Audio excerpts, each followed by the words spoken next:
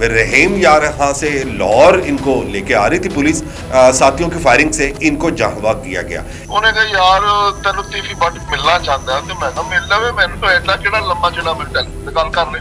ਉਹ ਮੈਂ ਗੱਲ ਕਰ ਰਿਹਾ ਤੇ ਟੀਪੂ ਦਾ ਰੰਗ ਚੇਂਜ ਹੋਣਾ ਸ਼ੁਰੂ ਹੋ ਗਿਆ। ਅੱਛਾ, ਉਹ ਮੈਂ ਟੀਪੂ ਨੂੰ ਕਿਹਾ ਟੀਪੂ ਤੈਨੂੰ ਕੀ ਹੋਇਆ? ਉਹ ਯਾਰ ਤੂੰ ਹੁਣ ਕੀ ਨਾ ਉਹਨਾਂ ਦੇ ਨਾਲ ਗੱਲਾਂ ਕਰੇਗਾ। ਮੈਂ ਕਿਹਾ ਯਾਰ ਮੈਂ ਇੱਕ ਪਾਰਟੀ ਦਾ ਮੈਂ ਤੇਰੇ ਨਾਲ ਵੀ ਮੇਰੀ ਯਾਰੀ ਦੋਸਤੀ ਉਹਨਾਂ ਨਾਲ ਵੀ ਮੇਰਾ ਤਾਲੁਕ ਹੈ, ਤੇ ਅਗਰ ਕੋਈ ਸੁਲਹ ਦਾ ਸਿਸਟਮ ਬਣ ਜਾਂਦਾ ਤੇ ਕੀ ਫਰਕ ਪੈਂਦਾ ਯਾਰ। बिल्कुल ठीक। ਟੀਪੂ ਨਾਰਾਜ਼ ਹੋ ਗਿਆ। टीपू ट्रका वाले जो थे सुलह के चक्कर में नहीं पड़े। ਜਿਹੜੇ ਸ਼ੂਟਰ ਪਾਲਦੇ ਸਨ ਉਹ ਅੱਧਾ ਲਾਹੌਰ ਚ ਟੀਪੂ ਨੇ ਸ਼ੂਟਰ ਬਣਾਤਾ ਹੈ। अच्छा, ਉਹ ਢੀਲੇ ਪਾਟਰੀ ਇਹ ਤਿੰਨ ਯਾਰ ਸਨ, ਇਹਨਾਂ ਨੇ ਲਾਹੌਰ ਨੂੰ ਕਬਜ਼ੇ 'ਚ ਕੀਤਾ ਹੈ।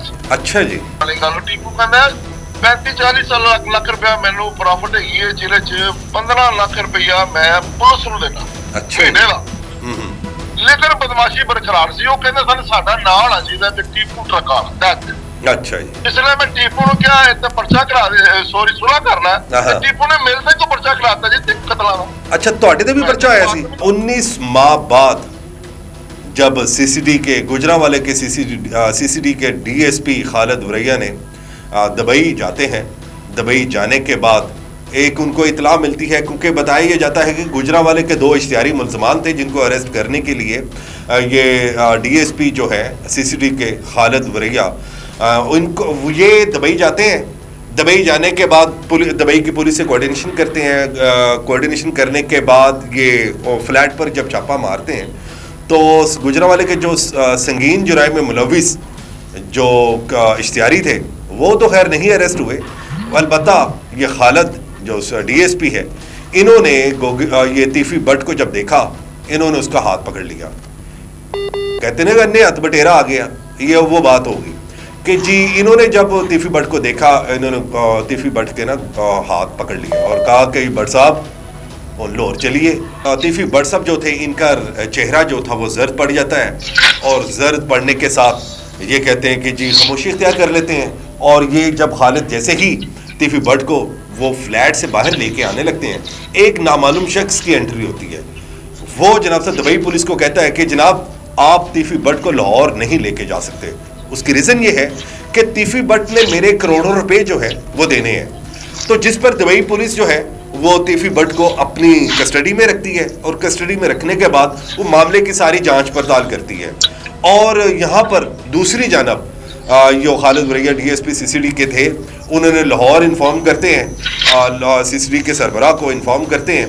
इन्फॉर्म करने के बाद जितने भी तीफी बट पर मुकदमात आज तक यानी कि 30-40 सालों में जितने भी मुकदमात तीफी बट पर हुए थे वो सारी फाइल जो है 3 से 4 दिन में दुबई पहुंच जाती है। दुबई में जब ये सारी तीफी बट के अगेंस्ट जो जितनी भी फाइल थी ये दुबई पुलिस के ये सीसीडी खालिद वरैया के पास पहुंचती है। ये सीसीडी ये दुबई पुलिस को वो देते हैं। देने के बाद तो दुबई पुलिस जो है तीफी बट साहब को अदालत में पेश करती है। और जब अदालत में पेश करती है तो जज साहब जो थे तीफी बट को कहते हैं क्या आप पाकिस्तान जाना चाहते हैं? जिस पर तीफी बट ने बड़ा होश यानी होश में ये बयान देते हुए उन्होंने जिस पर तीफी बट ने बयान दिया कि सर मैं लाहौर जाऊंगा और मैं अपनी बेगुनाही जो है वो ये साबित करूंगा, क्योंकि मेरे ऊपर जितने भी केसेस अब तक डाले गए हैं या मेरे ऊपर है इसको मैं फेस करूंगा। जिस पर जो दुबई के अदालत थी उसमें भी जो बैठे एक जज साहब ने फिर तीफी बट साहब को ये अल्फाज कहे कि ठीक है जी आप इन्हें पाकिस्तान लेके जा सकते हैं। जब तीफी बट साहब को पाकिस्तान लेके आया जाता है ये वाया कराची टू सियालकोट, पता नहीं यानी जो हमारे सोर्सेज के मुताबिक कराची आते हैं। कराची आने के बाद ये सियालकोट या लाहौर ये मुख्तलिफ यहाँ पे कंडीशंस है। तो मगर जो हमें जो FIR जो हमने पढ़ी है जो जिसमें तीफी बट का मुबैना तौर पर पुलिस मुकाबला किया गया या अपने साथियों की फायरिंग से उन्हें मार दिया गया, ये जो असल हकायक जो है जी इस वक्त हमारे साथ Arif Hussain senior crime reporter मौजूद है जो अरसा 20 साल से जो क्राइम की जो ये असल हकायक जो है इनसे बाखूबी वाकिफ़ है। और इनका मैं आपको यहाँ ये भी बताता चलूँ कि ये टीपू ट्रका वाले जो थे इनके मुँह बोले भाई बने हुए थे और तीफी बट जो थे गहरा इनका ताल्लुक था तीफी बट से। और मज़ीद जो असल हक़ाइक़ जो हैं इनसे हम जानते हैं इनका क्या कहना है। जी आरिफ साहब, हमें ये बताइएगा कि ये जो तीफ़ी बट जो है, बताया ये जाता है कि ये रहीम यार यहाँ से लाहौर इनको लेके आ रही थी पुलिस, और इनके अपने ही साथियों की फायरिंग से इनको जहाँ किया गया। इस बारे में बताएं कि तीफ़ी बट, टीपू ट्रक्का वाला, इनमें क्या ये सारा मामले थे और किस बना पर ये दुश्मनी यहाँ तक पहुँची कि आज दुश्मनी का बाब जो है वो ख़त्म हो गया। जी बताइएगा। यार दरअसल ना सारा सिस्टम जो है ना, ये पाकिस्तान की ਜਿਹੜੀ ਪੰਜਾਬ ਦੀ ਲਾਹੌਰ ਦੀ ਪੁਲਿਸ ਹੈ ਨਾ, ਇਹ ਸਾਰਾ ਉਹਨੇ ਆਪੇ ਬਣਾਇਆ ਔਰ ਆਪੇ ਇਹਨੂੰ ਆਹਿਸਤਾ ਆਹਿਸਤਾ ਖਤਮ ਕਰ ਰਹੀ ਹੈ ਤਾਂ ਕਿ ਇਹਨਾਂ ਦੇ ਜਿਹੜੀ ਨੈਗਲੀਜੈਂਸੀ ਹੈ ਨਾ ਉਹ ਸਾਰੀ ਸਾਹਮਣੇ ਨਾ ਆ ਜਾਏ। ਮੈਂ ਜਿਸ ਦੌਰ ਦੀ ਗੱਲ ਹੈ ਨਾ, ਤਕਰੀਬਨ 20 ਸਾਲ ਹੋ ਗਏ ਨੇ, ਮੇਰਾ ਟੀਪੂ ਨਾਲ ਛੋਟੇ ਭਰਾਵਾਂ ਵਾਲਾ ਤਾਲੁਕ ਸੀ। ਬਿਲਕੁਲ ਠੀਕ। ਔਰ ਮੈਂ ਟੀਪੂ ਨੂੰ ਇਹ ਗੱਲ ਕਹੀ ਵੀ ਹੈ ਕਿ ਯਾਰ ਤੂੰ ਕਿਉਂ ਨਹੀਂ ਇਹਨਾਂ ਨਾਲ ਆਪਸ ਸੁਲ੍ਹਾ ਕਰ ਲੈਂਦੇ, ਤੁਸੀਂ ਲੋਕ ਕੀ ਕਤਲੋ ਗਰਦ ਲਾਈ ਤੁਸੀਂ। ਉਹਨੇ ਕਿਹਾ ਯਾਰ ਅਸੀਂ ਸੁਲ੍ਹਾ ਨਹੀਂ ਕਰਨੀ, ਸਾਡੇ ਬਣਦਾ ਨਹੀਂ, ਸਾਡੇ ਵੱਡੇ ਨਹੀਂ ਮੰਨਦੇ, ਸਾਡੀ ਇੱਜ਼ਤ 'ਚ ਫਰਕ ਪਏਗਾ। ਉਹ ਮੈਂ ਕਿਹਾ ਯਾਰ ਮੈਂ ਟਰਾਈ ਤੇ ਕਰਨਾ, ਕੋਸ਼ਿਸ਼ ਕਰਨ 'ਚ ਕੀ ਹਰਜ। ਬਿਲਕੁਲ ਠੀਕ ਹੈ। ਉਹਨੇ ਕਿਹਾ ਜੀ ਤੁਸੀਂ, ਉਹ ਨਹੀਂ ਯਾਰ ਆਰਮ ਨਾ ਕਰ। ਉਹ ਐਸੇ ਦੌਰਾਨ ਨਾ ਮੈਨੂੰ ਮੇਰਾ ਇੱਕ ਦੋਸਤ ਹੈਗਾ, ਉਹ ਵੀ ਸੈਕਟਰੀ ਹੈਗਾ ਸੀ ਆਜ਼ਮ cloth mark the, Saqlain but. ਅੱਛਾ ਜੀ। ਉਹਦਾ ਮੈਨੂੰ ਫੋਨ ਆਇਆ, ਟੀਪੂ ਮੇਰੇ ਸਾਹਮਣੇ ਬੈਠਾ ਹੈ। ਉਹਨੇ ਮੈਨੂੰ ਕਿਹਾ ਯਾਰ ਮੈਂ ਤੇਰੇ ਨਾਲ ਗੱਲ ਕਰਨੀ ਚਾਹੁੰਦਾ। ਮੈਂ ਕਿਹਾ ਸਕਲੈਨ ਬੱਟ ਕੀ ਗੱਲ ਖੈਰ ਹੈ? ਉਹਨੇ ਕਿਹਾ ਯਾਰ ਤੈਨੂੰ ਤੀਫੀ ਬੱਟ ਮਿਲਣਾ ਚਾਹੁੰਦਾ। ਤੇ ਮੈਂ ਕਿਹਾ ਮਿਲ ਲਵੇ, ਮੈਨੂੰ ਐਡਾ ਕਿਹੜਾ ਲੰਮਾ ਜਿਹੜਾ ਮੈਨੂੰ ਟੈਲੀਫੋਨ ਤੇ ਗੱਲ ਕਰ ਲੈ। ਉਹ ਮੈਂ ਗੱਲ ਕਰ ਰਿਹਾ ਤੇ ਟੀਪੂ ਦਾ ਰੰਗ ਚੇਂਜ ਹੋਣਾ ਸ਼ੁਰੂ ਹੋ ਗਿਆ। ਅੱਛਾ। ਉਹ ਮੈਂ ਟੀਪੂ ਨੂੰ ਕਿਹਾ ਟੀਪੂ ਤੈਨੂੰ ਕੀ ਹੈ? ਉਹ ਯਾਰ ਤੂੰ ਹੁਣ ਕੀ ਨਾ ਉਹਨਾਂ ਦੇ ਨਾਲ ਗੱਲਾਂ ਕਰੇਗਾ। ਮੈਂ ਕਿਹਾ ਯਾਰ ਮੈਂ ਇੱਕ ਮੈਂ ਤੇਰੇ ਨਾਲ ਵੀ ਮੇਰੀ ਯਾਰੀ ਦੋਸਤੀ, ਉਹਨਾਂ ਨਾਲ ਵੀ ਮੇਰਾ ਤਾਲੁਕ ਹੈ, ਤੇ ਅਗਰ ਕੋਈ ਸੁਲਹ ਦਾ ਸਿਸਟਮ ਬਣ ਜਾਂਦਾ ਤੇ ਕੀ ਫਰਕ ਪੈਂਦਾ ਯਾਰ। ਬਿਲਕੁਲ ਠੀਕ। ਟੀਪੂ ਨਾਰਾਜ਼ ਹੋ ਗਿਆ। ਮੈਂ ਕਿਹਾ ਚੱਲ ਠੀਕ ਹੈ। ਮੈਂ ਟੀਫੀ ਬੱਟ ਨਾਲ ਗੱਲ ਕੀਤੀ ਜਾ ਕੇ। ਮੈਂ ਕਿਹਾ ਬੱਟ ਸਾਹਿਬ ਸੁਲਹ ਨਹੀਂ ਹੋ ਸਕਦੀ, ਇਹ ਜਿਹੜੇ ਤੁਸੀਂ ਲੋਕ ਧਨ ਤੋਂ ਕੋਈ ਫਰਕ ਨਹੀਂ ਪੈਂਦਾ, ਤੇ ਜਿਹੜੇ ਲੋਕ ਮਰਦੇ ਨੇ ਉਹ ਵੀ ਕਿਸੇ ਮਾਵਾਂ ਭੈਣਾਂ ਦੇ ਪੁੱਤਰ ਧੀ ਪੁੱਤਰ ਤੇ ਹੋਣਗੇ ਨਾ। ਬਿਲਕੁਲ ਠੀਕ ਹੈ। ਤੁਸੀਂ ਕਮ ਸੇ ਕਮ ਉਹਨਾਂ ਦਾ, ਮੈਂ ਇਹਦੇ ਮਾਮੇ ਨਾਲ ਗੱਲ ਕੀਤੀ ਟੀਪੂ ਦੇ ਭਾਈ ਭਲਵਾਨ ਨਾਲ। ਅੱਛਾ ਜੀ। ਉਹ ਵੀ ਐਗਰੀ ਹੋ ਗਿਆ ਕਿ ਯਾਰ ਅਸੀਂ ਕੀ ਨਾ ਹੈ, ਅਸੀਂ ਸੁਲਹ ਕਰਨ ਸੇ ਤਿਆਰ ਆ। ਅੱਛਾ ਜੀ। ਲੇਕਿਨ ਟੀਪੂ ਨਾਲ ਗੱਲ ਕਰ। ਮੈਂ ਇਹਦੇ ਮਾਮੇ ਪੁੱਛੂ ਨਾਲ ਗੱਲ ਕੀਤੀ। ਠੀਕ ਹੈ। ਮੈਂ ਕਿਹਾ ਮੈਂ ਵੀ ਉਹਨੂੰ ਮਾਮੂ ਹੀ ਕਰਨਾ ਸਰ, ਮੇਰਾ ਅੱਛਾ ਤਾਲੁਕ ਸੀ। ਠੀਕ ਹੈ। ਮੈਂ ਕਿਹਾ ਮਾਮੂ ਜੀ ਸੁਲਹ ਕਰ ਲਓ। ਉਹਨੇ ਕਿਹਾ ਯਾਰ ਬਸ ਬੜੀਆਂ ਵਿੱਚ ਮੁਸੀਬਤਾਂ ਜਿਹੀਆਂ, ਕੁਝ ਬੰਦੇ ਮੰਨਦੇ ਨੇ ਕੁਝ ਨਹੀਂ ਮੰਨਦੇ। ਉਹ ਮੈਂ ਕਿਹਾ ਚਲੋ ਮੈਂ ਟਰਾਈ ਕਰ ਲਾਂ।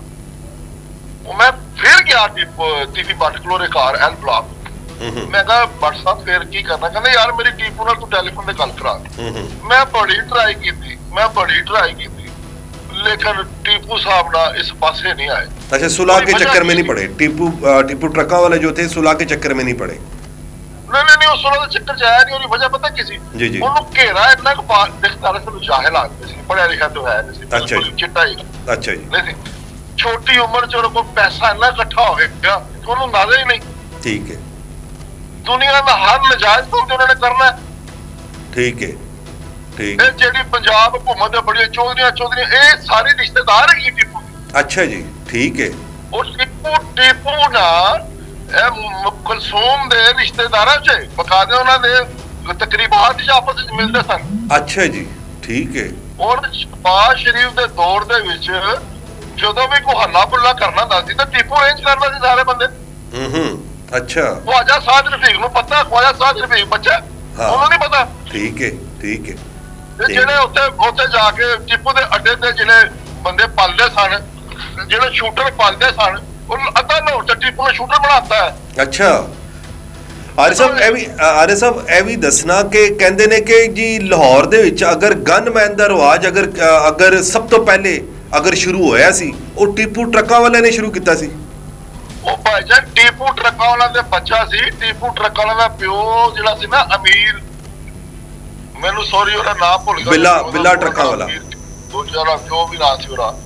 ਉਹ ਤੇ ਇੱਕ ਨਾਂ ਹੁੰਦਾ ਸੀ ਫੈਸਲਾਬਾਦ ਦਾ ਇੱਕ ਭਲਵਾਨ ਗੋਜਰੇ ਵਾਲਾ, ਉਹਦਾ ਨਾਮ ਸੀ, ਜਿਹਨੇ ਪਲੇਨ ਦੇ ਵਿੱਚ ਜਹਾਜ਼ ਅਲਿਆਸ ਚੌਧਰੀ ਗੋਜਰੇ ਵਾਲਾ। ਹਾਂ, ਅਲਿਆਸ ਗੋਜਰੇ ਵਾਲਾ, ਅਲਿਆਸ ਚੋਠੀਆ। ਉਹ ਤੇ ਉਧਰ ਬਸੀਨ ਵਾਲੇ ਜਿਹੜੇ ਸਨ ਬੱਟ, ਹਾਂਜੀ, ਉਹ ਢੀਲੇ ਬੱਟ। ਇਹ ਤਿੰਨ ਯਾਰ ਸਨ, ਇਹਨਾਂ ਨੇ ਲਾਹੌਰ ਨੂੰ ਕਬਜ਼ੇ 'ਚ ਕੀਤਾ।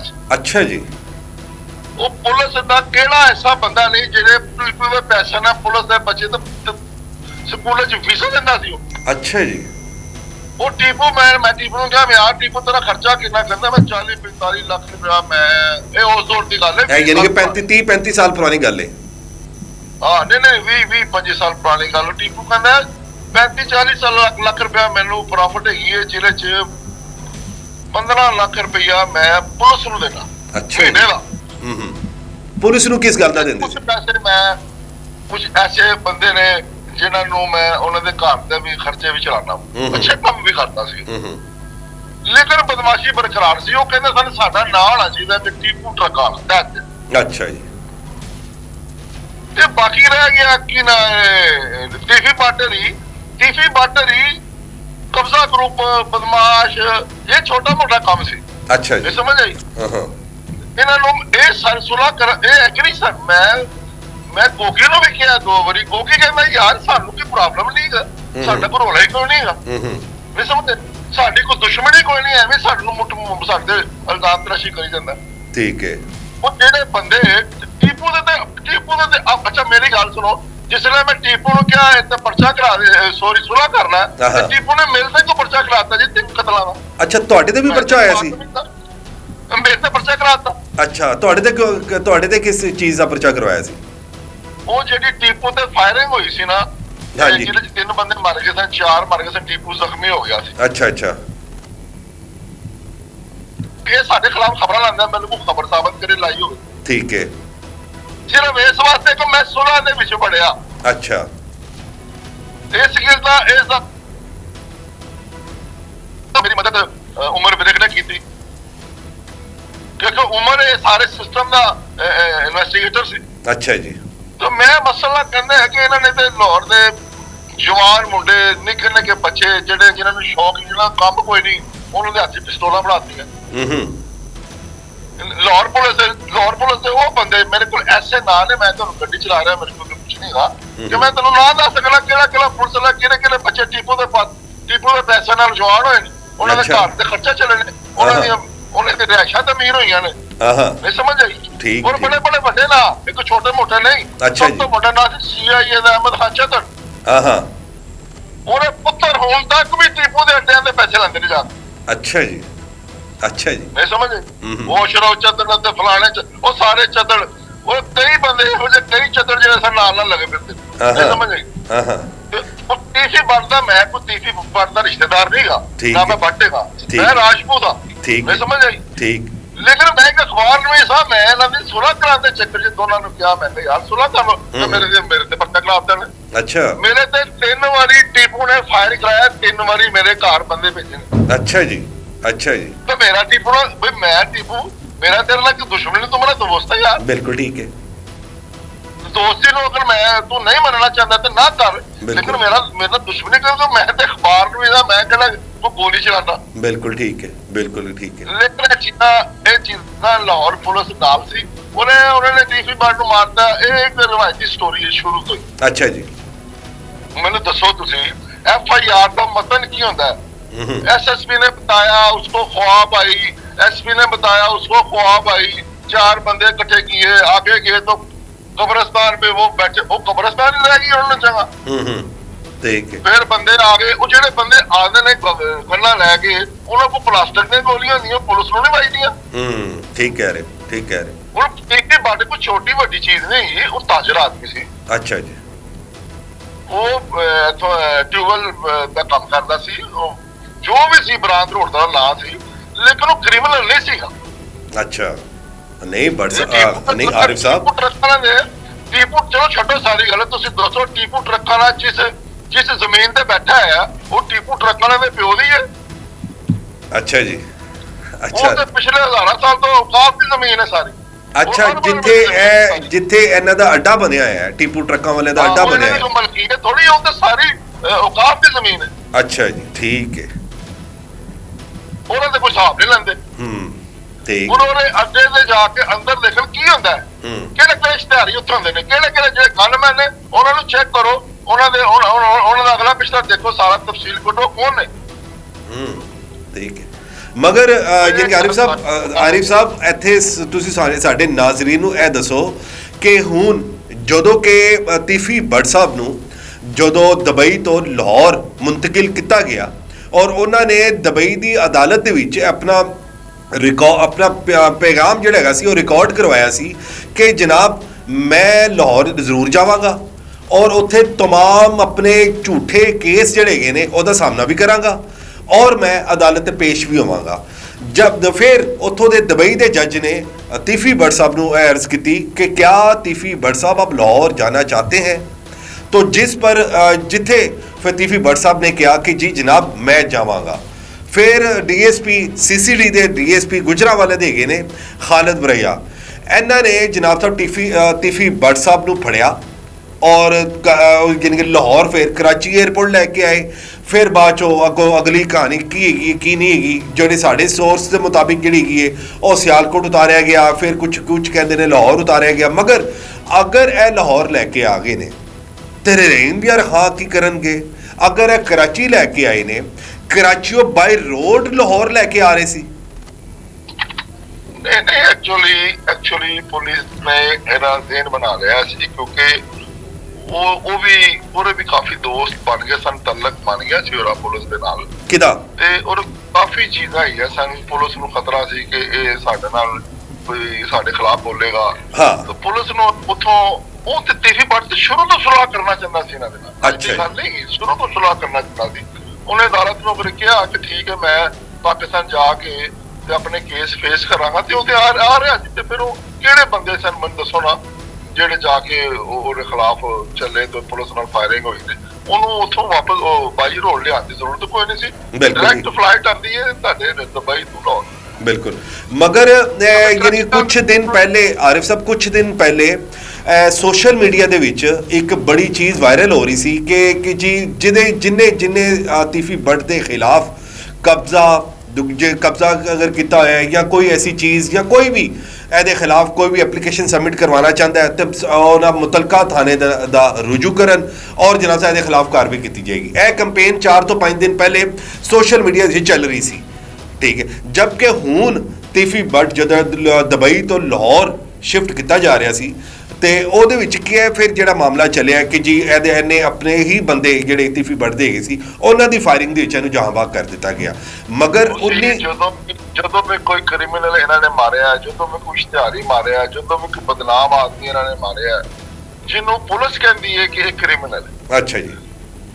ਉਹਨਾਂ ਨੇ ਇੱਕੋ ਸਟੋਰੀ ਰੜੀ ਹੈ, ਇੱਕੋ ਸਟੋਰੀ ਉਹਨਾਂ ਦੇ ਮਾਈਂਡ 'ਚ ਹੈਗੀ ਹੈ ਕਿ ਜੀ ਮੁਖਾਲਫ ਪਾਰਟੀ ਦੇ ਬੰਦੇ ਆਏ ਤੇ ਉਹਨਾਂ ਨੇ ਇਹਨਾਂ ਤੇ ਹਮਲਾ ਕੀਤਾ ਤੇ ਅਸੀਂ ਸੁੱਤੇ ਸਾਂ। ਮਗਰ ਆਰਿਫ ਸਾਹਿਬ ਤੁਸੀਂ ਇਹ ਕਹਿੰਦੇ ਪਿਓ ਕਿ ਜੀ तीफी भट्ट ਜਿਹੜਾ ਹੈਗਾ ਇਹ ਇੱਕ ਤਾਜਰ ਹੈਗਾ ਸੀ, ਇਹ ਕੋਈ ਕਬਜ਼ਾ ਮਾਫੀਆ ਦਾ ਕੋਈ ਦੇਖੋ ਜੀ ਉਹਦਾ ਭਰਾ ਖਵਾਜਾ ਅਜ਼ਰ ਗੁਲਸ਼ਨ ਤਾਜਰ ਆਦਮੀ। ਹਾਂ ਹਾਂ। ਉਹ ਅਕੀਲ ਹੈ ਜਿਹੜਾ तीफी भट्ट ਸੀ, ਇਹ ਬਰਾਂਦ ਰੋਡ ਦਾ ਤਾਜਰ ਸੀ। ਟਿਊਬਲ ਦਾ ਕਾਰੋਬਾਰ ਸੀ। ਉਹ ਸਭ ਤੋਂ ਵੱਡੀ ਗੱਲ ਮੈਂ ਟੀਫੀ ਨੂੰ ਪੁੱਛਿਆ, ਮੈਂ ਕਿਹਾ ਤੇਰਾ ਜ਼ਰੀਆ ਮਾਸ਼ ਕੀ? ਉਹ ਕਹਿੰਦਾ ਯਾਰ ਅਸੀਂ ਟਿਊਬਲ ਦਾ ਕੰਮ ਕਰ ਰਹੇ ਹਾਂ, ਮੈਂ ਬੱਚਾ ਸਾਂ ਜਦੋਂ ਮੈਂ ਕੰਮ ਕਰਨ ਜਾਂਦਾ ਸਾਂ। ਤੇ ਫਿਰ ਤੁਸੀਂ ਇਹਨੂੰ ਪੁੱਛ ਲਓ ਕੀ ਨਾ। ਅੱਛਾ ਮੈਨੂੰ ਤੁਸੀਂ ਦੱਸੋ ਕਿ ਉਹਨਾਂ ਦਾ ਉਹ ਜਬਿੱਲਾ ਟਰੱਕਾਂ ਵਾਲਾ, ਮੈਨੂੰ ਦੱਸੋ ਉਹਦਾ ਇੱਕ ਟਰੱਕ ਜਿਹੜੇ ਨਾ ਹੈਗਾ ਉਹ ਟਰੱਕ ਕਿਹੜੇ ਨੇ, ਮੈਨੂੰ ਦੱਸੋ ਕਿਹੜੇ ਟਰੱਕ ਨੇ? ਸਰ ਹੁਣ ਤੁਸੀਂ ਦੇਖੋ ਮੇਰੀ ਗੱਲ ਸੁਣੋ ਤਾਂ ਯਾਨੀ ਕਿ ਆਰਿਫ ਸਾਹਿਬ ਤੁਸੀਂ कहानी का मौजू बड़ा दिलचस्प बना देता है कि मेरा एक मौकिफ मेरा सवाल सिर्फ इन्ना है कि देखो अमीर बलाज शादी की तकरीब से कतल किया जाता है और यह कतल होता है, कतल होने तो मरकजी मुलजिम तीफी भट्ट है सी। अगर तीफी भट्ट यार अमीर बलाज की उम्र कितनी सी? सर वो जितनी भी उम्र सी पर कतल करने वाला जो मरकजी मुलजिम यार मेरी गल सुनो, वो अमीर बलाज 4 साल का सी जो मैं उन्हें खिडाना। वो तो थोड़ी गल ठीक है। अमीर बलाज मैं टीपू मैं मेरे बेटे ਇਹਦੇ 3 ਪੁੱਤਰ ਨੇ ਮਾਸ਼ਾਅੱਲਾ। ਜੀ ਜੀ। ਉਹ ਜਦ ਬੱਚੇ ਹੁੰਦੇ ਨੇ ਲੇਕਿਨ ਛੋਟੀ ਉਮਰ ਦੇ ਵਿੱਚ ਜਿਸਲੇ ਉਹਨਾਂ ਨੂੰ ਇਹੋ ਸੁਣਾਇਆ ਜੇ ਵੀ ਤੁਹਾਡਾ ਦਾਦਾ ਮਾਰਤਾ, ਤੁਹਾਡਾ ਫਲਾਣਾ ਮਾਰਤਾ, ਉਹਨਾਂ ਨੂੰ ਨਫ਼ਰਤ ਦਿੱਤੀ ਜਾਵੇ, ਇਹਦੀ ਵਜ੍ਹਾ ਕਿ ਉਹਦੇ ਮਾਂ-ਬਾਪ ਫੈਮਿਲੀ ਸਾਰੀ ਇਰੀਟੇਟ ਸਨ, ਸਾਰੇ ਉਹ ਅਨਪੜ੍ਹ ਲੋਕ ਸਨ। ਉਹ ਸਟੋਰੀ ਉਹਨਾਂ ਦੇ ਦਿਮਾਗ 'ਚ ਚੱਲਦੀ ਪੱਕੀ ਹੋ ਗਈ। ਮਗਰ ਆਰਿਫ ਸਾਹਿਬ ਇੱਥੇ ਜਦੋਂ ਆਰਿਫ ਸਾਹਿਬ ਉਹ ਤਾਂ ਕਹਿੰਦਾ ਸੀ ਮੇਰੇ ਬੱਚੇ ਬਾਹਰ ਰਹਿਣ, ਮੇਰੇ ਬੱਚੇ ਪੜ੍ਹਨ। ਮਗਰ ਆਰਿਫ ਸਾਹਿਬ ਇੱਥੇ ਅਮੀਰ ਬਲਾਜ ਅਮੀਰ ਬਲਾਜ ਟਿੱਪੂ ਟਰੱਕਾਂ ਵਾਲਾ ਜਿਹੜਾ ਖੁਦ ਚਾਹੁੰਦਾ ਸੀ ਕਿ ਮੈਂ ਸੁਲ੍ਹਾ ਕਰਾਂ, ਔਰ ਜਬਕਿ ਜਿਹੜੇ ਆ ਮੁਖਾਲਫ ਪਾਰਟੀ ਜਿਹੜੀ ਹੈਗੀ ਸੀ, ਜਿਹੜੇ ਜਿਨ੍ਹਾਂ 'ਚ ਤੀਫੀ ਭੱਟ ਔਰ ਗੋਗੀ ਭੱਟ ਔਰ ਬਾਕੀ ਜੋ ਵੀ ਅਸਰ ਰਸੂਖ ਰੱਖਣ ਵਾਲੇ ਅਫਰਾਦ ਜਿਹੜੇ ਵਿੱਚ ਐਂਟਰ ਹੈਗੇ ਸੀ, ਉਹ ਨਹੀਂ ਚਾਹੁੰਦੇ ਸੀ ਕਿ ਜੀ ਅਮੀਰ ਬਲਾਜ ਨਾਲ ਸੁਲ੍ਹਾ ਹੋਏ। ਜਬਕਿ ਉਹਨੇ ਸੋਸ਼ਲ ਮੀਡੀਆ ਦੇ ਵਿੱਚ ਮੁਤਅੱਦਿਦ ਬਾਰ ਉਹਨੇ ਇਹ ਅਲਫਾਜ਼ ਦੁਹਰਾਏ ਕਿ ਮੈਂ ਖੁਦ ਚਾਹਤਾ ਹੂੰ ਕਿ ਸੁਲ੍ਹਾ ਹੋ ਜਾਏ, क्योंकि मैं दुश्मनी को परवान नहीं चढ़ाना चाहता जी। ਉਹ ਅੱਛਾ ਬੱਚਾ ਸੀ, ਰਬ ਤੋਂ ਤੱਕੇਗਾ ਸੀ ਯਾਰ। ਮੇਰੀ ਗੱਲ ਸੁਣੋ, ਜਿਸ ਬੰਦੇ ਨੇ ਉਹਨੂੰ ਮਰਵਾਇਆ ਬਕੋਲ ਉਸ ਬੰਦੇ ਦੇ ਜਾਂ ਪੁਲਿਸ ਦੇ ਕਹਿੰਦੇ ਐਸਨ ਮੁੰਡਾ, ਉਹ ਐਸਨ ਮੁੰਡੇ ਨੂੰ ਪਾਕਿਸਤਾਨ ਤੋਂ 10 ਲੱਖ ਰੁਪਇਆ ਦੇ ਰਿਹਾ ਹੈ ਦੁਬਈ। ਕਿਹੜਾ ਐਸਾ ਯਾਰ ਹੈ ਜਿਹਨੂੰ 10 ਲੱਖ ਰੁਪਏ ਭੇਜੀਦਾ? ਕਾਹਦੇ ਸਰ ਐਸਨ ਸ਼ਾਹ ਦਾ ਤਾਂ ਕਿੱਸਾ ਹੀ ਕੋਈ ਹੋਰ ਹੈਗਾ ਨਾ। ਉਹ ਤੇ ਜਦੋਂ ਕਿੱਸਾ ਜਦੋਂ ਖੁੱਲਦਾ ਉਹ ਕਹਿੰਦੇ ਨੇ ਕਿ ਜੀ ਤੀਫੀ ਭੱਟ ਮੈਨੂੰ ਜਨਾਬ ਸਾਹਿਬ 4 ਕਰੋੜ ਤੇ ਡੀਲ ਤੈਅ ਹੋਈ ਸੀ, ਯਾਨੀ ਅਮੀਰ ਬਲਾਜ ਦੀ ਜਿੰਨੀ ਵੀ ਰੈਕੀ ਜਿਹੜੀ ਹੈਗੀ ਸੀ ਐਸਨ ਸ਼ਾਹ ਤੀਫੀ ਭੱਟ ਨੂੰ ਦਿੰਦਾ ਸੀ। ਇਹ ਤੇ ਤੀਫੀ ਭੱਟ ਨੇ ਤਕਰੀਬਨ ਅੱਜ ਤੋਂ ਤਕਰੀਬਨ 1 ਸਾਲ ਪਹਿਲੇ ਮੀਡੀਆ ਦੇ ਵਿੱਚ ਆ ਕੇ ਇਹਨੇ ਕਿਹਾ ਸੀ ਕਿ ਜੀ ਐਸਨ ਸ਼ਾਹ ਦੀ ਕੀ ਔਕਾਤ ਹੈਗੀ ਹੈ, ਇਹ ਤੇ ਮੇਰਾ ਪੇਰੋਲ ਤੇ ਹੈਗਾ ਸੀ। ਤੇ ਮਗਰ ਇਹ ਸਰ ਮਗਰ ਚਲੋ ਉਹਨੂੰ ਵੀ ਉਹਦੇ ਹੀ ਸਾਥੀਆਂ ਨੇ ਉਹਦੇ ਹੀ ਸਾਥੀਆਂ ਨੇ ਫਾਇਰਿੰਗ ਕਰਕੇ ਜਾਂ ਭਾਗ ਕਰ ਦਿੱਤਾ। ਮੇਰਾ ਸਵਾਲ ਹੈਗਾ ਆਰਿਫ ਸਾਹਿਬ ਕਿ ਤੁਸੀਂ ਕਹਿ ਰਹੇ ਹੋ ਕਿ ਤੀਫੀ ਭੱਟ ਸਾਹਿਬ ਤਾਜਰ ਨੇ, ਜਬਕਿ ਲਾਹੌਰ ਦੇ ਵਿੱਚ ਜਿਤਨੇ ਵੀ ਕਬਜ਼ੇ ਔਰ ਜਿਤਨੇ ਵੀ ਇਲੀਗਲ ਅਗਰ ਕੋਈ ਕੰਮ ਅਗਰ ਕੀਤੇ ਜਾਂਦੇ ਸੀ ਤੇ ਉਹਦੇ ਬੈਕਅਪ ਤੇ ਉਹਦੀ ਜਿਹੜੀ ਬੈਕਗ੍ਰਾਉਂਡ ਦੇ ਵਿੱਚ ਅਗਰ ਨਾ ਬੋਲਦਾ ਸੀ, ਉਹ ਤੀਫੀ ਭੱਟ ਦਾ ਬੋਲਦਾ ਸੀ। ਠੀਕ ਹੈ, ਨਹੀਂ ਇਸ ਤਰ੍ਹਾਂ ਨਹੀਂ ਸੀ ਹੁੰਦਾ, ਇਸ ਤਰ੍ਹਾਂ ਨਹੀਂ ਸੀ ਹੁੰਦਾ। ਅਗਰ ਇੱਕ ਕਲੋਨੀ ਦੀ ਕੀਮਤ ਹੈਗੀ ਹੈ 10,000 ਜੀ ਜੀ, ਤੇ ਉੱਥੇ 4 ਗਰੀਬ ਆਦਮੀ ਬੈਠੇ ਨੇ, ਉਹ ਘਰ ਨਹੀਂ ਵੇਚਣਾ ਚਾਹੁੰਦੇ ਤੇ ਉਹਨਾਂ ਨੂੰ ਮੁਖਾਲਫ ਪਾਰਟੀ ਉਹਨਾਂ ਨੂੰ ਅੱਗੇ ਕਰ ਦਿੰਦੀ, ਤੁਸੀਂ ਦਰਖਾਸਤ ਦਿਓ ਜੀ ਅਸੀਂ ਤੁਹਾਡੇ ਪਿੱਛੇ ਆ।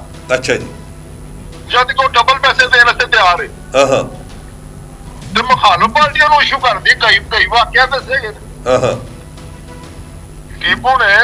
ਮੈਨੂੰ ਦੱਸੋ ਕੋਈ ਐਸਾ ਕਬਜ਼ਾ ਦੱਸੋ ਜਿਹੜਾ ਉਹਨੇ ਨਜਾਇਜ਼ ਕੀਤਾ ਹੋਵੇ ਤੀਫੀ ਭੱਟ ਨੇ। ਮੈਂ ਤੀਫੀ ਭੱਟ ਦੀ ਸਾਈਡ ਨਹੀਂ ਲੈ ਰਿਹਾ, ਮੈਂ ਤੁਹਾਨੂੰ ਕਿਹਾ ਮੇਰੇ ਫੁੱਫੀ ਦਾ ਪੁੱਤਰ ਨਹੀਂਗਾ। ਮੈਂ ਤੁਹਾਨੂੰ ਇਹ ਅਰਜ਼ ਕਰ ਰਿਹਾ ਕਿ ਦੇਖੋ ਇੱਕ ਨਾਮੀ ਗ੍ਰਾਮੀ ਬੰਦਾ ਇੱਕ ਬਿਜ਼ਨਸਮੈਨ ਬੰਦੇ ਕੋਲੋਂ ਇਹ ਕਹੇਗਾ ਕਿ ਜਨਾਬ ਇਹ ਸੌਦਾ ਮੈਂ ਤੁਹਾਡੇ ਕੋਲ ਚੁੱਕ ਰਿਹਾ, ਜਿਹਦੇ ਲਾਹੌਰ ਦੇ ਵਿੱਚ ਨਹੀਂ ਬਲਕਿ ਪੂਰੇ ਪਾਕਿਸਤਾਨ ਦੇ ਵਿੱਚ ਡੰਕੇ ਦੀ ਚੋਟ ਦੇ ਨਾ ਵੱਜਦੇ ਹੋਣ, ਜਿਹਦਾ ਨਾਂ ਤੀਫੀ ਭੱਟ ਹੋਏ ਤੇ ਉਹਦੇ ਜਨਾਬ ਸਾਹਿਬ ਜਦੋਂ ਨਾ ਵੱਜਦੇ ਹੋਣਗੇ, ਅਗਰ ਉਹ ਸ਼ਰੀਫ ਬਿਜ਼ਨਸਮੈਨ ਕੋਲ ਆ ਕੇ ਉਹ ਕਹੇਗਾ ਕਿ ਜਨਾਬ ਮੈਂ ਤੁਹਾਡੀ ਇਹ ਪ੍ਰਾਪਰਟੀ ਇੰਨੇ ਵਿੱਚ ਖਰੀਦ ਰਿਹਾ, ਤੇ ਉਹ ਤੇ ਵਜਨ ਆਪਣੀ ਜਾਨ ਆਪਣੇ ਬੱਚਿਆਂ ਦਾ ਆਪਣੇ ਬੱਚਿਆਂ ਨੂੰ ਸੇਵ ਕਰਨ ਲਈ ਉਹ ਕਹੇਗਾ ਜਨਾਬ ਭੱਟ ਸਾਹਿਬ ਇਹ ਜ਼ਮੀਨ ਤੁਹਾਨੂੰ ਦਿੱਤੀ, ਇਹ ਪੈਸੇ ਮੈਨੂੰ ਇੰਨੇ ਬੋਲ ਦਿਓ।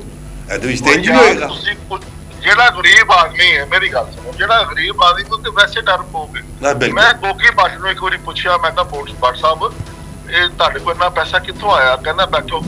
ਉਹ ਮੇਰੇ ਸਾਹਮਣੇ ਇੱਕ ਬੰਦਾ ਆ ਗਿਆ, ਕਹਿੰਦਾ ਭੱਟ ਸਾਹਿਬ ਮੈਂ ਤੁਹਾਡੇ ਕੋਲ ਨਜ਼ਰਾਨਾ ਜੇ ਕਿੰਨਾ ਨਜ਼ਰਾਨਾ ਜੀ 5 ਲੱਖ ਰੁਪਏ ਕਾਹਦਾ ਜੀ? ਬਸ ਤੁਹਾਡੇ ਨਾਲ ਫੋਟੋ ਲਵਾਣੀ। नहीं सर फोटो किस बात लवानी है कि फोटो की इमामत करवाते ने या वो किसी ऐसी जगह पे बैठ के? यार दुनिया दो तरफ चलती है, दुनिया दो तरफ चलती है, तुसी किसी का मुंह नहीं पढ़ सकते। ਇਹ ਜਿਹੜਾ ਅਜ਼ਾਬ ਪੜਿਆ ਤੁਸੀਂ ਪਹਿਲੇ ਹਿਸਟਰੀ ਦੇ ਦੇਖੋ ਕਿ ਟੀਪੂ ਟਰੱਕਾਂ ਵਾਲਾ ਹੈ ਕੌਣ, ਪਹਿਲੇ ਉਹਦੀ ਹਿਸਟਰੀ ਤੇ ਦੇਖੋ। ਅੱਜ ਤੱਕ ਤਾਂ ਕੋਈ ਬੰਦਾ ਬੋਲਦੇ ਨੇ ਸਾਰੇ ਮੇਰੇ ਅਖਬਾਰਾਂ ਵਿੱਚ ਜਦ ਪੈ ਜਾਂਦੇ। ਉਹਦੇ ਬੇਟੇ ਦਾ ਨਾ ਉਹ ਤੇ ਬੜਾ ਅਫਸੋਸਨਾਕ ਵਾਕਿਆ ਹੈ, ਉਹ ਕਿਸੇ ਦੇ ਬੱਚੇ ਨਾਲ ਤੇ ਨਹੀਂ ਹੋਣਾ ਚਾਹੀਦਾ ਬਿਲਕੁਲ, ਲੇਕਿਨ ਇਸ ਤੋਂ ਪਹਿਲੇ ਵੀ ਕਈਆਂ ਦੇ ਬੱਚੇ ਇੱਕ ਦੂਜਿਆਂ ਦੇ ਦੁਸ਼ਮਣੀ ਦੀ ਜ਼ਾਦੀ ਚ ਆਏ ਨੇ। ਇਹ ਬੜੀ ਲੰਮੀ ਸਟੋਰੀ ਹੈ। ਠੀਕ ਹੈ, ਤੇ ਇਹਦੇ ਵਿੱਚ ਨਾ ਕਮ ਸੇ ਕਮ ਪੰਜਾਬ ਪੁਲਿਸ ਨੂੰ ਵੀ ਸੋਚਣਾ ਚਾਹੀਦਾ ਹੈ ਕਿ ਜਿਹੜੇ ਉਹਨਾਂ ਦੇ ਕਰਪਟ ਲੋਕ ਨੇ ਉਹਨਾਂ ਨੂੰ ਵੀ ਜਿਹੜੇ ਦੋਨਾਂ ਪਾਰਟੀਆਂ ਦੇ ਨਾਲ ਮਿਲੇ ਨੇ ਤੇ ਉਹਨਾਂ ਨੂੰ ਵੀ ਸੋਚਣਾ ਚਾਹੀਦਾ। ਮੇਰਾ ਖਿਆਲ ਹੈ ਕਿ ਇਹ ਕਤਲ ਗਾਰਤ ਬੰਦ ਹੋਣੀ ਚਾਹੀਦੀ ਹੈ। ਬਿਲਕੁਲ ਠੀਕ ਹੈ। ਇਹ ਨਵੀਂ ਜਨਰੇਸ਼ਨ ਜਿਹੜੀ ਆ ਰਹੀ ਹੈ ਇਹਨਾਂ ਨੂੰ ਬਜਾਏ ਕਿ ਪੜਾਓ ਲਿਖਾਓ, ਉਹਨਾਂ ਨੂੰ ਅੱਛੀ ਤਰਬੀਅਤ ਦਿਓ, ਬਜਾਏ ਕਿ ਤੁਸੀਂ ਉਹਨਾਂ ਦੇ ਹੱਥ ਚ ਗੰਨਾ ਪੜਾਤੀਆਂ, ਇਹ ਅੱਛਾ ਨਹੀਂ ਕੰਮ ਹੈਗਾ। ਬਿਲਕੁਲ, ਇਹ ਬਹੁਤ ਜ਼ਿਆਦਾ। ਔਰ ਇਹ ਤੀਫੀ ਭੱਟ ਦੇ ਮਰਨ ਦੇ ਨਾਲ ਇੱਕ ਵਾਰੀ ਖੌਫ ਤੇ ਆਏਗਾ। ਬਿਲਕੁਲ ਠੀਕ ਹੈ। ਇੱਕ ਵਾਰੀ ਖੌਫ ਤੇ ਪਏਗਾ, ਸਨਾਟਾ ਤੇ ਹੋਏਗਾ ਕਿ ਯਾਰ ਏਡਾ ਵੱਡਾ ਬੰਦਾ ਮਾਰਤਾ ਜ਼ਾਹਿਰ ਹੈ। ਤੇ ਸਿਰਫ ਇਹ ਪੁਲਿਸ ਦਾ ਹੀ ਪੁਲਿਸ ਦਾ ਹੀ ਸਿਸਟਮ ਉੱਚਾ ਹੋਇਆ, ਨਹੀਂ ਸਮਝ ਆਈ? ਬਿਲਕੁਲ ਠੀਕ ਕਹਿ ਰਹੇ। ਹਾਂ, ਇਹ ਪੁਲਿਸ ਦੇ 4 ਚੰਦ ਲੱਗ ਗਏ ਨੇ, ਉਹਨਾਂ ਨੇ ਆਪਣਾ ਬਰਕਰਾਰ ਰੱਖਿਆ ਜਿਹੜਾ ਸਿਸਟਮ ਹੈਗਾ। ਲੇਕਿਨ ਇਹ ਹੋਣਾ, ਇਹ ਵੀ ਗੱਲ ਇਹ ਵੀ ਠੀਕ ਹੈ, ਪੁਲਿਸ ਦਾ ਖੌਫ ਵੀ ਹੋਣਾ ਚਾਹੀਦਾ। ਬਿਲਕੁਲ ਠੀਕ। ਲਾਹੌਰ ਦੇ ਵਿੱਚ ਨਾ ਬੇਰੁਜ਼ਗਾਰੀ ਬਹੁਤ ਹੈ। ਬਿਲਕੁਲ, ਬੇਰੁਜ਼ਗਾਰੀ ਦੀ ਵਜ੍ਹਾ ਨਾਲ ਬਦਮਾਸ਼ੀ ਬਹੁਤ ਹੈ। ਬਿਲਕੁਲ ਠੀਕ ਹੈ। ਆਰਿਫ ਸਾਹਿਬ ਇਹਦੇ ਨਾਲ ਇਹ ਹੈਗਾ ਕਿ ਜਿੰਜ ਤੁਸੀਂ ਇਹ ਬੜੀ ਅੱਛੀ ਗੱਲ ਕੀਤੀ ਹੈ ਕਿ ਪੁਲਿਸ ਦਾ ਕਾਨੂੰਨ ਦਾ ਖੌਫ ਹੋਣਾ ਚਾਹੀਦਾ ਹੈ ਔਰ ਇਸ ਖੌਫ ਦੀ ਵਜ੍ਹਾ ਨਾਲ ਲਾਹੌਰ ਦੇ ਵਿੱਚ ਕਾਫੀ ਗੁਰਬਤ ਔਰ ਕਾਫੀ ਗਰੀਬ ਲੋਕ ਜਿਹੜੇ ਹੈਗੇ ਨੇ ਔਰ ਮਜ਼ੀਦ ਕ੍ਰਿਮੀਨਲ ਐਕਟੀਵਿਟੀਜ਼ ਦੇ ਵਿੱਚ ਪਾਏ ਜਾ ਰਹੇ ਨੇ ਮਗਰ ਇਸ ਖੌਫ ਦੇ ਨਾਲ ਉਹ ਹੋ ਸਕਦਾ ਹੈ ਬਲਕਿ ਚਲੋ ਇਹ ਤੇ ਤੀਫੀ ਬਣਦਾ ਰੋਲਾ ਹੈ ਲੇਕਿਨ ਮਕਸਦ ਹੈਗਾ ਕਿ ਸ਼ਾਂਤ ਨਹੀਂ ਵਜਦਾ ਹਾਂ ਇਹ ਟੀਪੂ ਇਹਦੇ ਚੁਦਰਾਹੜ ਦੀ ਜੰਗ ਹੈ ਤੇ ਮੇਰਾ ਖਿਆਲ ਉਹ ਖਤਮ ਹੋ ਜਾਣੀ ਚਾਹੀਦੀ ਹੈ ਬਿਲਕੁਲ ਨਹੀਂ ਸਮਝਦੇ ਦੋਨੋਂ ਪਾਰਟੀਆਂ ਨੂੰ ਸੋਚਣਾ ਚਾਹੀਦਾ ਨਵੀਂ जनरेशन है बच्चे छोटे बड़ी तकलीफ होगी बिल्कुल बहुत। चलें जी thank you very much Arif साहब आपका बड़ा बड़ा शुक्रिया आपने हमारे नाज़रीन को ऐसी सी बातों से आगाह किया जो कि आज से पहले नो डाउट कि मीडिया में ऐसी गुफ्तगू जो है वो नशर नहीं हुई होगी 3 दहाइयों से चलने वाली दुश्मनी जो है आज इख्तिताम पजीर हुई।